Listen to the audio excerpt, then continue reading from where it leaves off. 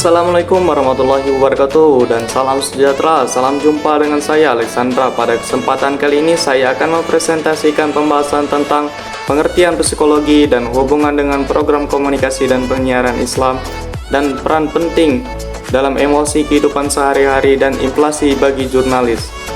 Sebelum lanjut ke videonya, alangkah baiknya like, komen, dan subscribe channel ini biar bisa berkembang. Pengertian pertama, pengertian psikologi dan hubungan dengan program komunikasi dan penyiaran Islam. Yang pertama itu ada pengertian psikologi. Psikologi adalah ilmu pengetahuan dan ilmu terapan yang mempelajari tentang perilaku, fungsi, mental, dan proses mental manusia melalui prosedur ilmiah. Psikologi bertujuan untuk memahami bagaimana manusia berpikir, merasakan, dan berperilaku, baik sebagai individu maupun dengan hubungannya dengan orang lain dan lingkungannya.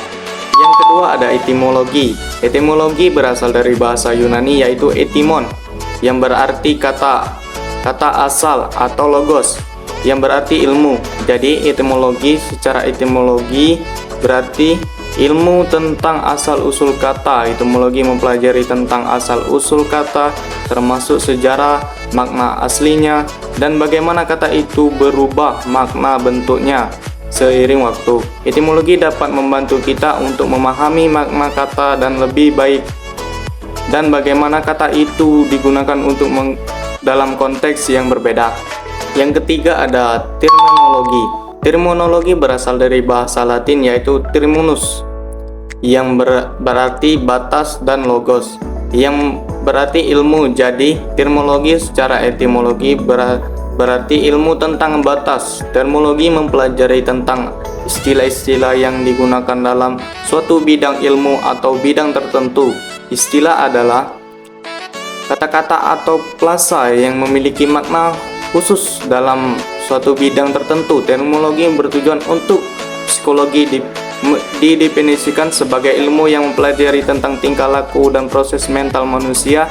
Mendefinisikan ini mencakup berbagai aspek seperti yang pertama ada proses kognitif, bagaimana manusia berpikir, belajar, dan mengingat informasi. Yang kedua, proses emosional, bagaimana manusia merasakan dan mengekspresikan emosi.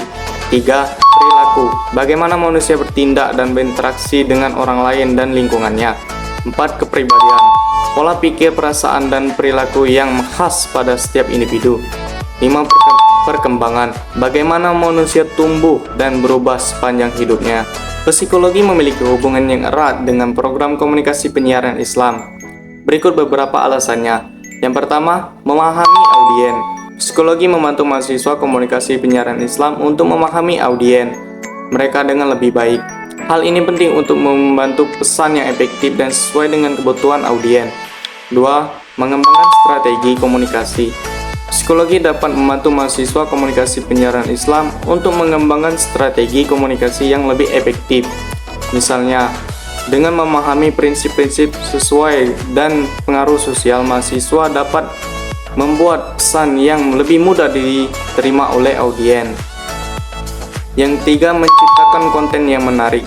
Psikologi dapat membantu mahasiswa komunikasi dan penyiaran Islam untuk menciptakan konten yang lebih menarik dan enggan dengan memahami bagaimana manusia proses informasi dan apa yang membuat mereka tak tertarik, dan mahasiswa dapat membuat konten yang lebih menarik bagi audien mereka.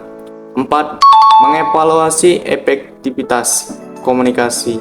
Prinsip psikologi dapat membantu mahasiswa komunikasi dan penyiaran Islam untuk mengevaluasi efektivitas komunikasi mereka. Hal ini penting untuk memahami bahwa pesan yang diterima dan dipahami dengan benar oleh audiens. Selanjutnya, peran penting emosi dalam kehidupan sehari-hari dan implikasinya sebagai jurnalis. Yang pertama, pengertian emosi. Emosi adalah keadaan mental yang kompleks yang melibatkan komponen fisiologis dan kognitif dan perilaku.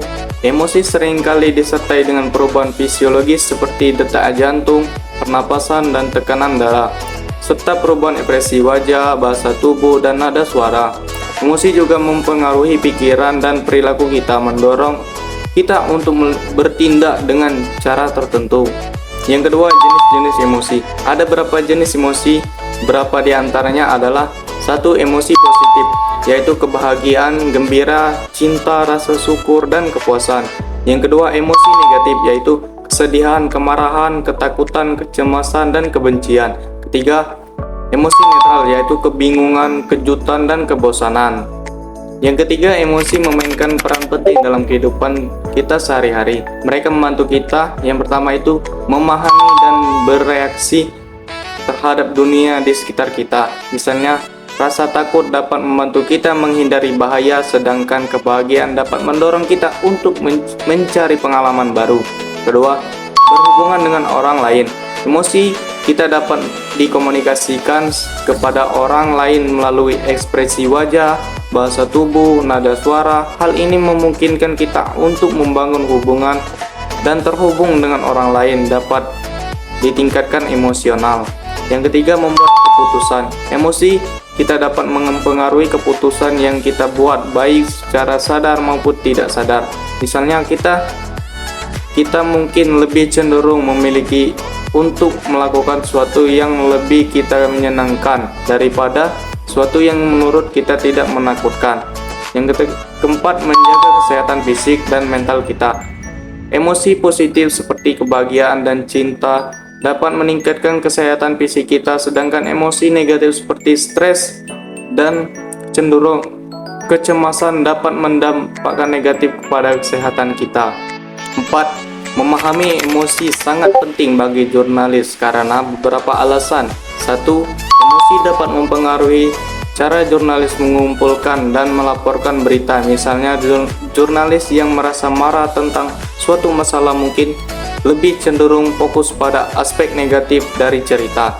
2. Emosi dapat mempengaruhi cara audien menafsirkan berita. Misalnya, cerita yang disampaikan dengan nada emosional mungkin lebih mungkin diingat dan dibagikan daripada cerita yang disampaikan dengan nada yang netral. 3. Jurnalis yang memahami emosi mereka sendiri dapat menjadi pendengar yang lebih baik dan membangun hubungan yang baik kuat dengan sumber atau audiens. Selanjutnya, sikap dalam memahami teori emosi bagi jurnalis. Berikut adalah beberapa sikap yang dapat membantu jurnalis dalam memahami teori emosi. Yang pertama, terbuka dan ingin belajar lebih banyak tentang emosi, dan banyak sumber daya yang tersedia untuk membantu jurnalis mempelajari lebih lanjut tentang emosi seperti buku, artikel, dan karya. 2. Tersedia untuk memeriksa emosi mereka sendiri. Jurnalis harus menyadari bagaimana emosi mereka sendiri dapat mempengaruhi pekerjaan mereka. 3. Hormat terhadap emosi yang lain. Jurnalis harus berhati-hati saat melaporkan tentang topik atau emosional yang menghindari eksploitasi orang lain. Selanjutnya, contoh penerapan pemahaman emosi dalam jurnalis. Berikut adalah beberapa contoh bagaimana jurnalis dapat menerapkan pemahaman mereka tentang emosi dalam pekerjaan mereka. Yang pertama, saat wawancarai seseorang, jurnalis dapat mencoba untuk menciptakan lingkungan yang aman dan nyaman sehingga orang yang tersebut merasa nyaman untuk mengekspresikan emosinya. 2. Saat menulis berita, jurnalis dapat menggunakan bahasa yang jelas, singkat untuk menyampaikan emosi yang caranya yang akurat dan signifikan. 3. Saat mengedit berita, jurnalis dapat memastikan bahwa nada cerita sesuai dengan kontennya. Memahami emosi adalah alat yang berharga bagi jurnalis. Dengan memahami emosi mereka sendiri dan emosi orang lain, jurnalis dapat menghasilkan pelaporan yang lebih akurat, berempati, dan berdampak. Demikian, terima kasih. Semoga menambah wawasan keilmuan psikologi umum. Mohon maaf jika ada kekurangan. Terima kasih. Wassalamualaikum warahmatullahi wabarakatuh.